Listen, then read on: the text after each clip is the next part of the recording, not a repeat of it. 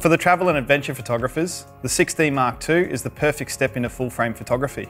In this video, I'm going to take you through some of the quick features of the 6D Mark II so you can get familiar with your new camera. Let's get started. Right in front of the power lever, you will see a mode dial. This dial allows us to change between automatic and manual modes. To turn this lever, we do need to depress in the center of the dial and then turn accordingly. This locking feature is very handy as it stops your camera from changing settings when you don't mean it to. Also notice on top a hot shoe. This is an accessory hot shoe suitable for speedlights and external microphones. A couple of other buttons you'll find across the top is AF. The AF button is for adjusting the autofocus mode. The next button is Drive. Drive button will allow you to change between single, burst and self-timer drive modes. The ISO button allows us to adjust the sensitivity of the sensor. The metering button allows us to adjust our metering of the camera from center weighted to average to evaluative. The last button you'll see on top is the light bulb. This illuminates the top LCD screen for in the dark. On top also you'll notice the main shutter release button. This button provides two functions, half press for autofocus, full press to shoot. Just behind the shutter release button, you will also find an autofocus point selection button.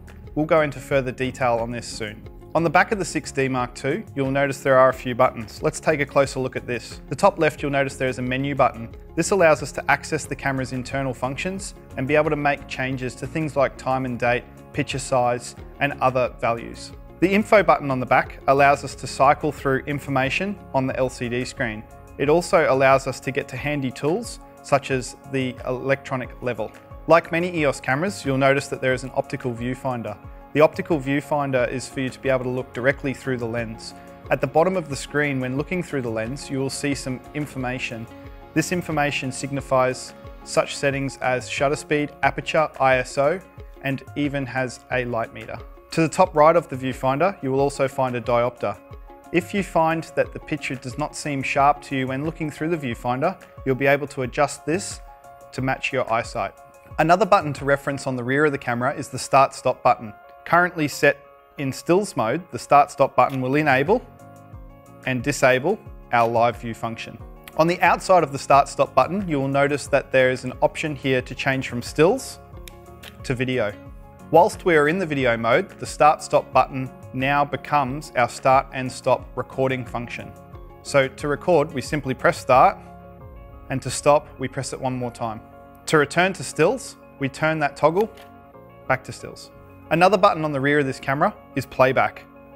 Playback allows us to reference the photos that we have already taken. We can cycle through these photos by rotating the wheel left or right, or using the advanced touchscreen functions and swiping left or right.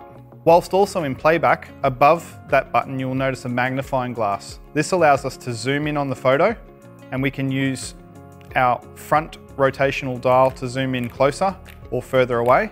Alternatively, we can also use the pinch zoom function with our fingers on the advanced touchscreen. Whilst also in Playback mode, you'll notice at the bottom of the camera a trash can button. This allows us to delete photos that we no longer want. Please be aware that you need to confirm to erase the image by selecting Raise and hitting Set. Also on the back of the camera is a Q button.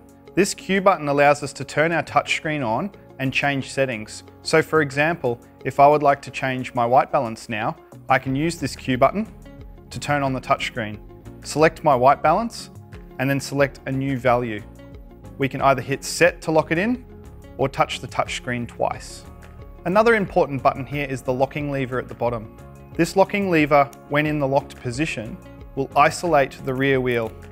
If we try to turn that rear wheel, we will see the message lock clearly come up on the rear screen. It's also worth mentioning this lock lever can be customized to lock other features on the camera. This large rotational wheel on the back is great for cycling through referencing photos in Playback, but it also serves a purpose to change your aperture when you're in manual mode, simply by rotating to the right and to the left. Within the center of this dial, you'll also notice an up-down, left-right function on the toggle switch. This allows for fast navigation of the menus. The Set button in the middle is like OK. It's a confirmation button, which allows you to adjust certain settings. Within easy thumb access, you'll notice three buttons across the top at the back. The first one is labeled AF on, and we'll go into a little bit more detail as to what this does in our next video. However, it is an alternative to the focusing on the front shutter button. AF on stands for autofocus on, also referred to as rear AF. At the top right on the rear, you'll notice two more buttons, a star and an autofocus adjust button. Firstly, the star locks our exposure. The last button on the rear to talk about is the autofocus point adjustment button. This button allows us to enter the menu system, where we're then able to cycle through our autofocus settings. Down the left-hand side of this camera, you'll notice some rubber ports. By lifting these ports, you'll notice that there are some accessories that can be plugged into this camera. At the top, we have a microphone input. Further down, we have a USB and mini HDMI output. Hiding at the front corner of the camera, you'll also notice a port to plug in a remote trigger. If you've ever wondered what these little 5 holes are drilled at the top here on the left, this is a reference speaker when playing back video. Being a video-enabled EOS camera, you'll also notice on the front 2 small holes for a left and right stereo microphone. One last button is hidden down beside the right hand grip at the bottom base of the lens. This button down here's purpose is to serve as a depth of field preview button.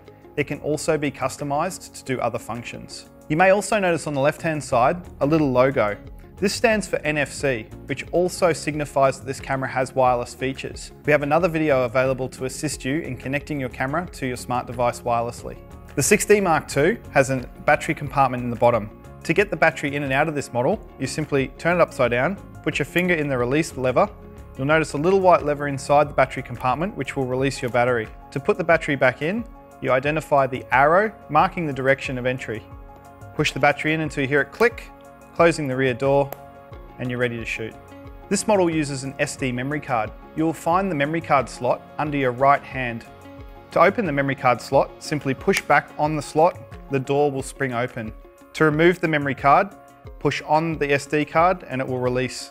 To put it back in, simply place the SD card in and push until you hear a click, and then close the door, ready to shoot.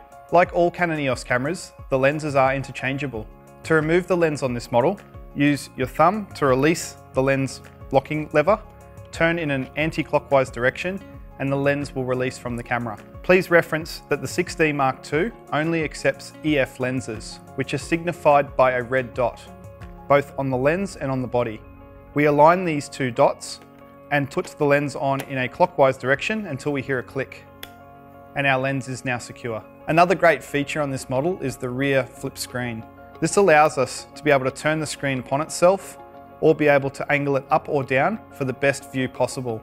It can also be packed away with the screen facing inwards to avoid scratches in transit.